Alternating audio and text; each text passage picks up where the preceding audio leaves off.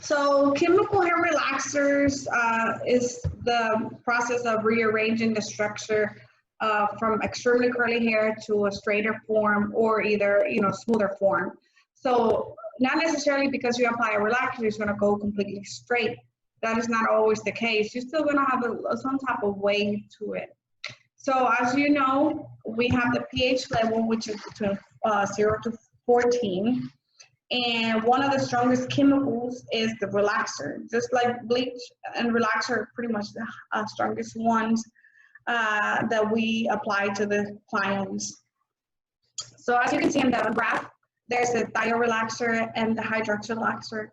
The Hydroxide Relaxer is the most common one that is used, and that's the one that that is usually used for extremely curly hair.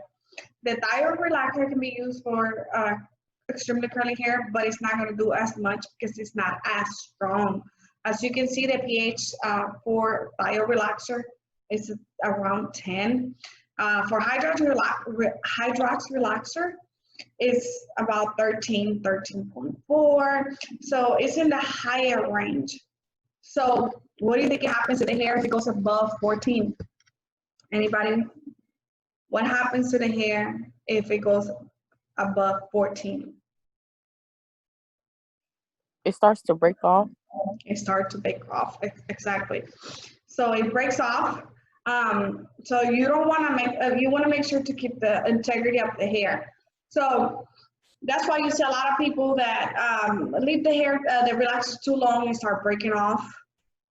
And so you want to make sure you do the right steps and don't leave it too long. Anyways, so the Thio relaxers are also known, people call them Japanese straighteners. They have different names to it. And that's usually for people who have curly hair, but they don't have it as curly. And just take some of the curls out. So anyways, I have done the Thio relaxer before on my own hair. So anyway, extremely curly hair, hair grows in long twisted spiral or coils. Cross section are hardly elliptical. They vary in shape and thickness along the length, and thinnest and weakest sections are located on the twist. So if you look at the hair, if you look at the hair under a microscope, on curly hair, you will see the diameter of the hair is not uniform. Under a microscope, you will see the diameter is wider, and when they start twisting where the curl is, that's when they start getting narrow, and that's where it starts bending. So that's how it goes with extremely curly hair or curly hair. Here's my dog making a lot of noise. So anyways, so Thio relaxers are the same ingredients found in permanent wave. So they're not as strong, and the main ingredient is ammonium thioglycolate, which is the short version is ATG. They're usually above 10, but they don't go all the way to 14 or all the way to 13. Usually have a higher concentration of ATG. So the viscosity of the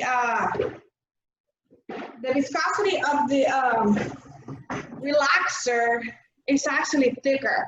So when you apply the perm solution, when you're doing an actual perm, and you apply the perm solution, the concentration is liquid. When you apply the Thio relaxer, the concentration is thicker. It's like a cream type instead of liquid. So as you know, as you learn with the perms, I break through the sulfide bonds. Remember, there are 3 side bonds: salt bond, hydrogen bond, and the sulfide bonds. But the sulfide bonds are the strongest one of all. So what happened to the sulfide bonds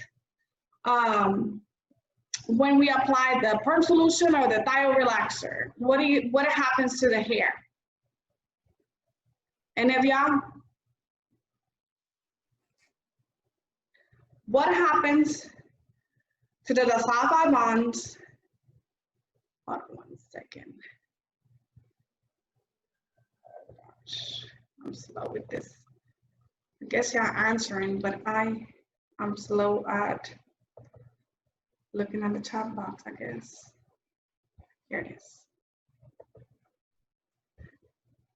Oh, y'all can't hear me. Can y'all hear me or no?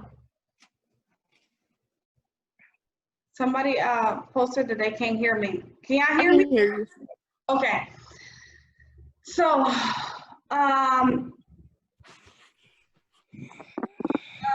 whoever can hear me, it's working because the other ones can hear me. Let me see. Let me type real quick.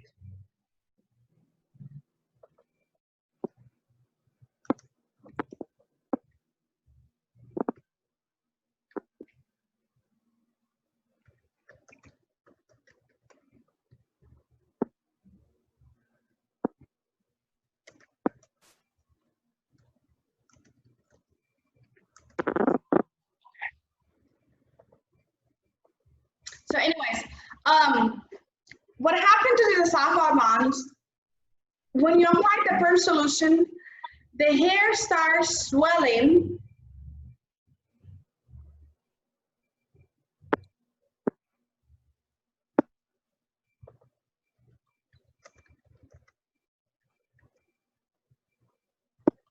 The hair starts swelling, soften up the hair. As you know, the hair, normal hair is on the acidic side. So when we apply the Thio Relaxer, it start going on the alkaline side because the Thio Relaxer is on the alkaline side, so it makes the hair soften and it swells up, and that's how it starts changing the pattern of the hair, the structure of the hair.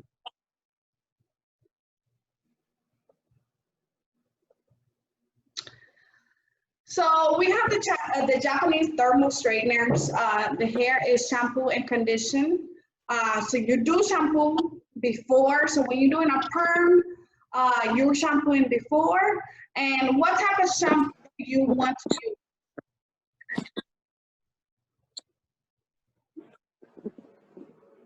What type of shampoo do you want to use before you do a perm? A Thio perm or a Thio perm or a Thio relaxer? Anybody? You want to use a clarifying shampoo. A clarifying shampoo, it removes all the buildup, it strip the hair from any medication that the client may be taking. So the clarifying shampoo is the one that you want to use before you do a Thio relaxer or a Thio perm, a Japanese straightener, and you don't want to condition for a Thio relaxer. Anyways, the Japanese thermal straightener is a straightener is distributed evenly. Hair is processed to desired curl and reduction. Hair is thoroughly rinsed for 10 minutes. Hair is conditioned and blow dried. Sections are flat iron. Hair is neutralized and blow dried. So it's a lot of steps to the Japanese thermal straightener. It takes about 3 to 5 hours to complete one.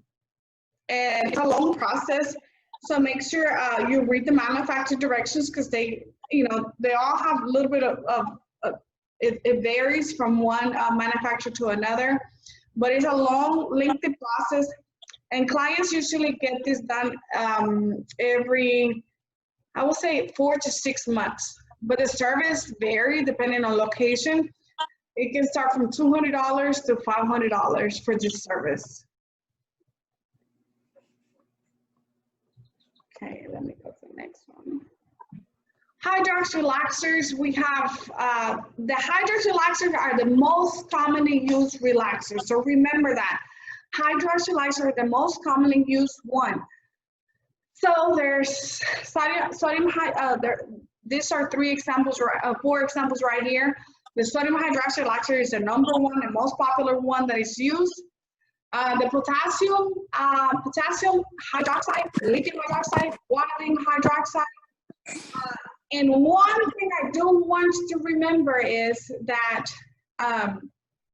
you do not want to use a Hydroxide relaxer on someone who had a Thio relaxer before. Those two ingredients, Thio and Hydroxide relaxers, are not compatible. So make sure to, let me make sure. Make sure to not to use a relaxer. Oh my gosh. Not to use a relaxer on someone who has a Thio relaxer or a Thio perm. So when they come in and they say, I want a relaxer, you want to make sure you're asking questions, and the client consultation on this part is really important because they come and they don't know, they're not professional. So you need to make sure that you understand that they don't have that type of relaxer, because the hair will fall off. I had a student before who, her mom had been using a Hydroxide relaxer, and she decided to do a Thio relaxer because it's really popular and everybody heard about it, blah, blah, blah, blah. She ended up doing it and her hair ended up breaking off. Beautiful hair, breaking off. But Hydroxide relaxer are the most popular one, sodium hydroxide. They are really strong, have a pH of 13 or more. So what is the highest on the pH scale? Is 14. So you can imagine how strong it is. This ingredient is what is found on the, what is it called? I forgot. It's found on the Nair, which is the one that you use for your legs to shave. It's also used on the, oh my gosh, I went blank, the thing liquid Drano. It's found on the liquid Drano, and that's the same type of ingredient they use. That's how strong it is. So if you're leaving it too long, that's what's gonna happen to the hair. It's just gonna dissolve, just like they do to the legs. Then we have latonization. What is latonization? Latonization is when, okay, so we have the side bonds, and like we said, that the sulfide bonds are the strongest one of all. So what happens to the sulfide bonds? They are broken, and they cannot be reformed with the Hydroxide relaxers. They can be reformed if it's a Thio relaxer. So what happened to the sulfide bonds when you apply a Hydroxide relaxer, they are converted to latonine bonds. So remember that. They're converted from the sulfide bonds to latonine bonds. And this is only with Hydroxide relaxers.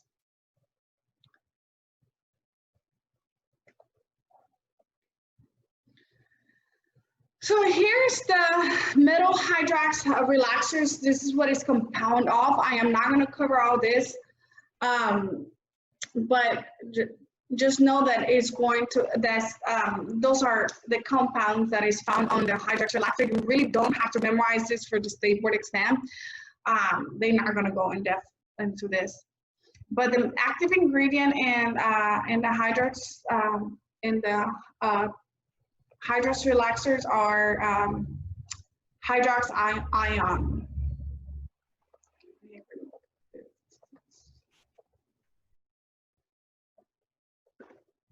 Okay.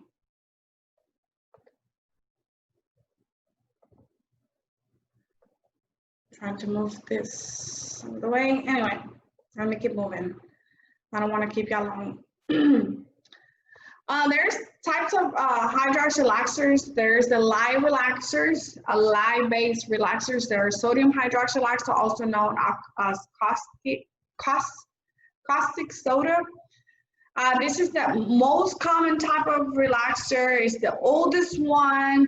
And like I mentioned earlier, it's mentioned over here in the PowerPoint. This is the same type of chemical that is used on the drain cleaners. and as well as depilatories, which is the ones that I told you, like Nair, the brand Nair that is applied on the legs. That is what it is, the same type of ingredient. Hair does dissolve if you leave it too long, so be careful. Then we have the no light relaxers. It's a lithium hydroxide relaxer. It's a misconception when they say no light relaxer, because it does contain a little bit of light. It's just a lesser portion. So they are no mix, no light relaxer. Has the same chemistry, so it does a little bit of different performance. It makes the hair a little dry, so that's one thing you have to keep in mind. But and it also don't leave the hair as straight like it does with the light relaxers. Here is the guanidine hydrox relaxer, also sold as no light relaxer. Hydrox ions is an active ingredient. It requires 2 compounds, so you mix them together. It straightens the hair completely, less irritation, and this is the best one to use for people who have sensitive scalp, because not everybody can take the light relaxer, because you know, skin is different from person to person. So some people are very sensitive to relaxer. They cannot use the light relaxer because they will be burning. As soon as you apply the relaxer, they'll be like, oh my gosh, this is burning. And you have to take it off immediately because it actually burns the skin. So if the client tells you, I'm very sensitive, my scalp burns easily, so this is part of the client consultation that you need to be asking that. Is your scalp sensitive? Have you had a reaction before where it was you had irritation and you know you burn easily? So if they tell you yes, then you want to use the no light relaxer, and because they do have sensitive skin. It do not reduce the damage, the hair damage. Like I said, it's a different ingredient. But it's the same chemistry, but it does cause damage because it does, I mean, like I said, it's on the higher pH. It's higher on the pH scale. And this one, it does dry the hair more.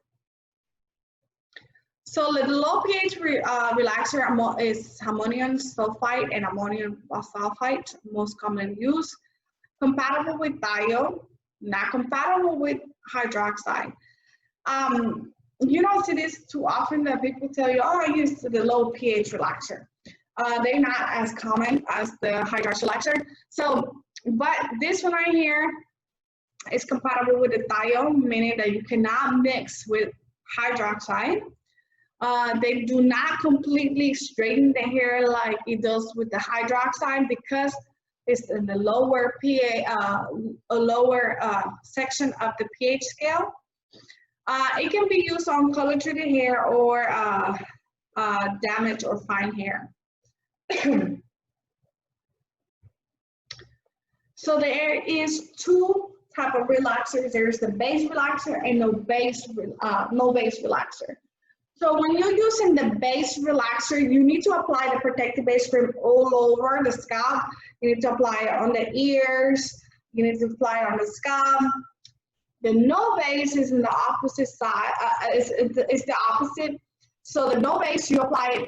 You don't have to apply protective base cream like you do with the base one, because what it does, it contains inside the relaxer a protective cream.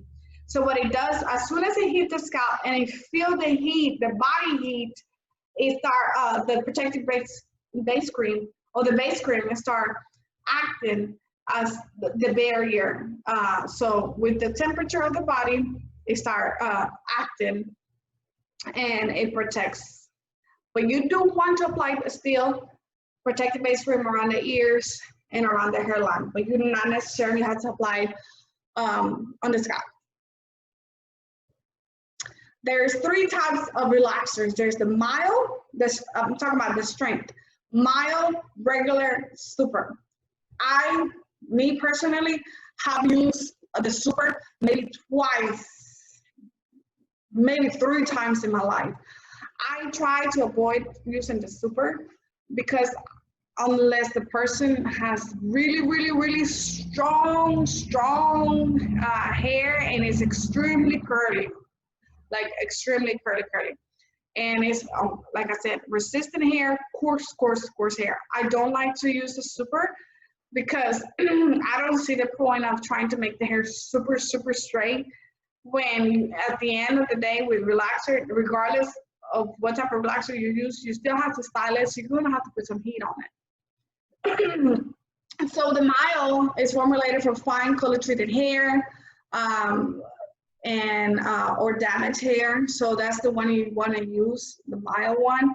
The regular one is, I use it often, but you want to use it for natural curly hair or hair that don't have any chemicals in it at all. So that's the regular one. But if the line has, remember, color treated, you don't want to use the regular one because it's going to be too strong for it.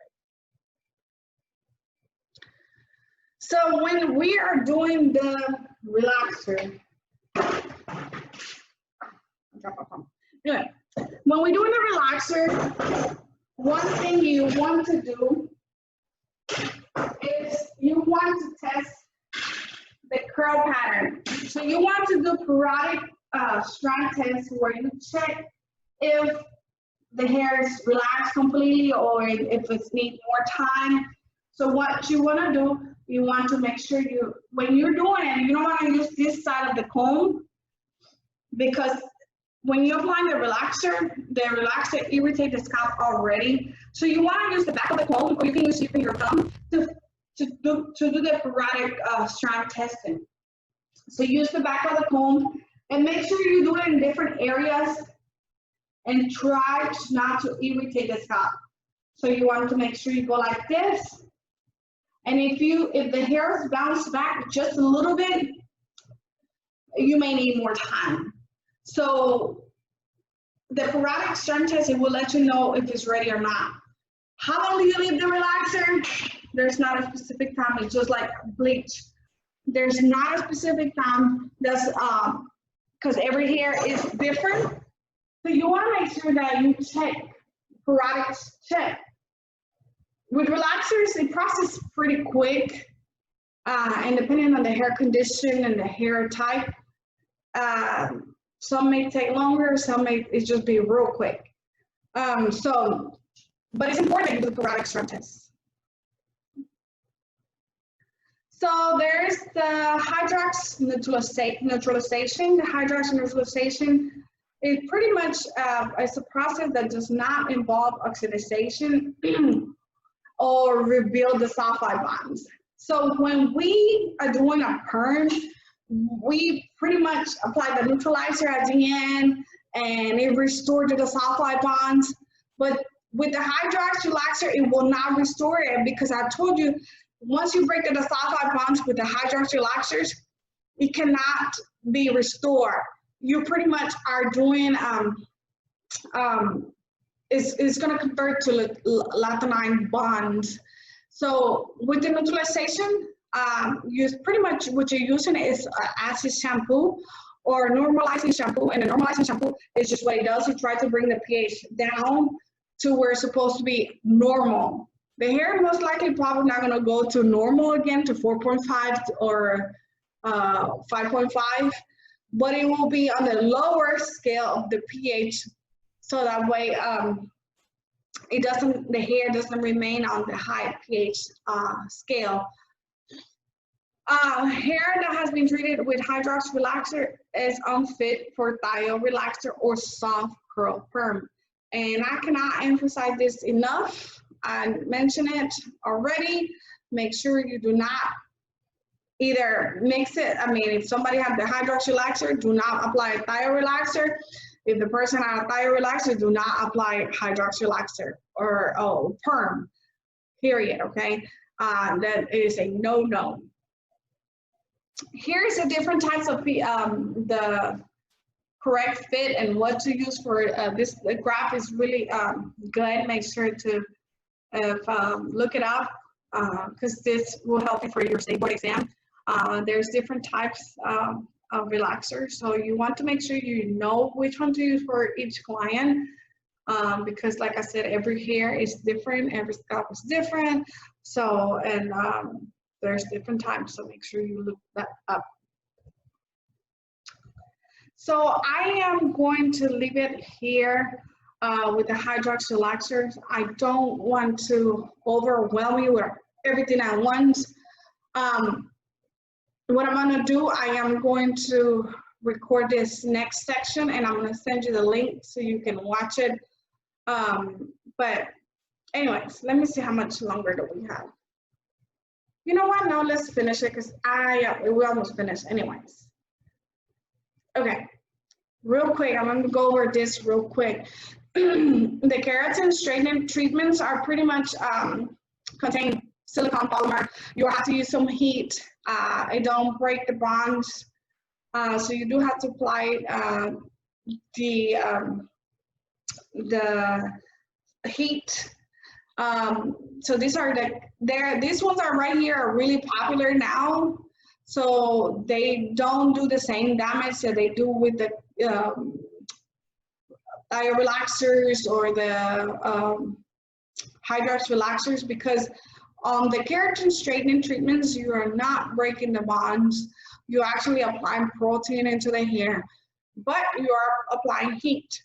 So this eliminates about 95% up to 95% of the frizz or curl, and it do last 3 to 5 months. So I would like to get that in the future if I get tired of my curls and frizz.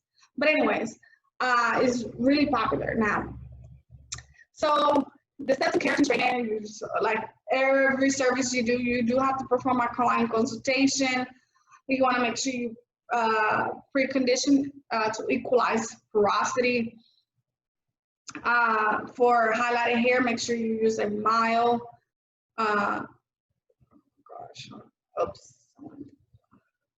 mild to regular shampoo. You want to use a toner or demi-gloss, perform 3 to 5 days after the keratin treatment. So if the client has to do a toner, because it does strip the color out sometimes, you want to make sure you wait at least 3 to 5 days to do it, okay? With relaxers, you do have to have make sure you follow the safety precautions. You want to make sure you do a hair analysis and consultation. You want to examine the scalp for abrasions. So if there's any scratches, any cut, you do not want to perform the service because you're using a strong chemical and the client's going to burn and you're going to have to remove it immediately. So don't start it and then you can't finish it, because then you waste your time and you wasted the client's time. Please accurate and detailed clients' records. So if you notice the clients have sensitive scalp, if you notice that the client has their relaxer didn't work as well, that you may need a stronger strength, all of this you need to write it down. So that way that when the client come back, you know what you need to work on or do better or stay in the same. Have a client sign a release statement, and we have learned about the release statement before, is to cover you and protect you and the facility. Do not apply Hydroxide Relaxer over Thio. We already talked about that. Same thing, vice versa. Do not apply Thio over hydroxide. Do not relax hair that has been treated with metallic dye. And we have talked about metallic dye before. One example of metallic dye is Just for Men, where it gradually gets darker as time goes by. So at first the hair color is not as dark, so it's covered in gray, and men typically do that so it won't be such a shock where they color the hair and people notice it. Nowadays it's not such a big deal like it used to back in the days, but they have what is called the metallic dye, which gradually gets darker as time goes. Do not apply any relaxer on metallic dye. Do not relax overly damaged hair. That's a no-no, because the hair will definitely fall. Do not shampoo prior to a Hydrox relaxer. Remember that. You do not shampoo prior to a Hydrox relaxer. You only shampoo for Thio Relaxer. I have worked in a salon where a client came in, virgin hair, never had a relaxer before. It was a biracial girl, teenager. Mom come, she don't know anything about extremely curly hair. And the stylist should have known better, but she was money hungry and was trying to do the relaxer. And my other coworker, she was like, what are you about to do? And she got on her about that, like, you can't do it. You know, she just shampooed her hair was wet. And the reason why is because the Hydroxide Neutralization is really strong. And the hair has to be dirty, the scalp has to be dirty. It cannot have no variations. It cannot be squeaky clean. It has to be dirty hair and dirty, because it will irritate the scalp and you're gonna have to remove the relaxer immediately. For Hydrox relaxer, do not shampoo. For Thio relaxer, you do shampoo, but you're using the clarifying shampoo and you do not condition. So Hydrox relaxer, you do it on dry hair, dirty hair. Make sure hair is hair and scalp is dry. You do want to apply protective base cream. You want to wear gloves because it's a strong chemical and it's going to burn your skin, irritate your skin. Protect the client's eyes. If it touches the eyes, you want to make sure you flush it because it can actually, the solution can make the client blind. It's a chemical. Make sure the product is not touching the ear, scalp, or the skin. So avoid that, please. Do the product strand test. You want to make sure that it's getting straight. Avoid scratching the scalp. Do not overlap relaxer on the hair strand. So if the hair has been previously relaxed, make sure only apply it on the new growth. You don't need to apply it on the hair that has been previously relaxed because the hair is already straight. So there's no need for you to straighten it because the sulfide bonds have been broken, so you don't need to apply over that hair. Adjustment strength for fine damaged hair, which you're going to be using a mild for fine or damaged hair. Do not remove more than 80% of the curl. Like I said, regardless of what relaxer you apply, you're still going to have to fly iron the hair. You're still going to have to style it. So don't try to say, oh, I'm going to make it straight bone. What you're going to end up doing is probably making the hair fall or break off within time. So you don't need to make it straighter than, remove more than 80% of the curl. Thoroughly rinse the relaxer from the hair. When you're shampooing a relaxer out, you need to take at least 5 minutes to completely remove it. You want to make sure you get this area right here in the back and the nape area, because people love to leave this area right here with products in it, and that is a no-no with the relaxers because it can actually cause the hair to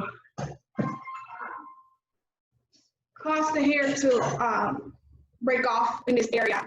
So that's why you see a lot of people that are kind of bald-headed over here on the side is because sometimes the relaxer been left there or then wasn't rinsed properly. Use the normalizing lotion. The normalizing lotion is pretty much to bring the pH down. As we have learned before, or as I've discussed before, the pH goes all the way to the alkaline side, and we want to bring the pH down to acidic side. Use shampoo, neutralizing shampoo with color indicator to restore the pH. A lot of shampoos that are neutralizing shampoo has, if you still have relaxer in it, it will turn pink, the bubbles. And if it's no relaxer in it, it will be white. So I love to use the color indicator neutralizer shampoos because it let me know if I still have relaxer in it. So you don't want to have not even a drip of relaxer on the hair because it will continue working. Make sure whenever you're finished shampooing, use a conditioner and a wipe to comb because you don't want to use too much pressure on the hair. The hair has been under a lot of stress because you just finished a relaxer. So make sure you use a wide tooth comb. Do not use something like this where you're putting more stress on the hair. Do not use hot irons or excessive heat on chemically relaxed hair. People still use heat, but just avoid using excessive heat because, like I said, the hair just went through a lot of stress. pH is high, and you don't want to put more damage into the hair than what it, or stress than what it went through.